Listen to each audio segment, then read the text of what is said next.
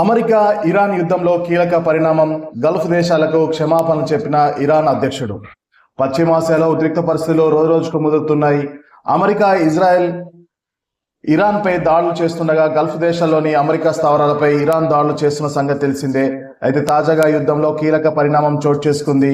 Iran అధ్యక్షుడు Pezeshkian సంచలన ప్రకటన చేశారు.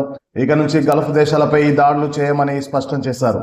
గల్ఫ్ దేశాలపై దాడులు చేసే ఉద్దేశం తమకు లేదని ఇరాన్ అధ్యక్షుడు స్పష్టం చేశారు. మాపై దాడులు చేయకుంటే మేము కూడా దాడులు చేయమని అన్నారు. ఇప్పటి నుంచి గల్ఫ్ దేశాలను అమెరికా స్థానిక స్థావరాలుగా మార్చకూడదని ఇరాన్ అధ్యక్షుడు హెచ్చరించారు. అమెరికా ఇజ్రాయెల్కు తాము లొంగిపోయే ప్రసక్తే లేదని అన్నారు.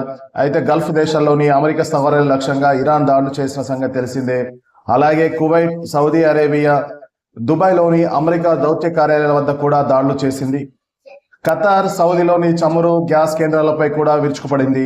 గల్ఫ్ దేశాలపై ఇరాన్ దాడులు చేయడంపై తీవ్రంగా విమర్శలు వ్యక్తమవుతున్నాయి. ఈ క్రమంలోనే ఇరాన్ అధ్యక్షుడు తాజాగా గల్ఫ్ దేశాలకు సారీ చెప్తూ సంచలనమైన ప్రకటన చేయడం ప్రాధాన్యం సంతరించుకుంది.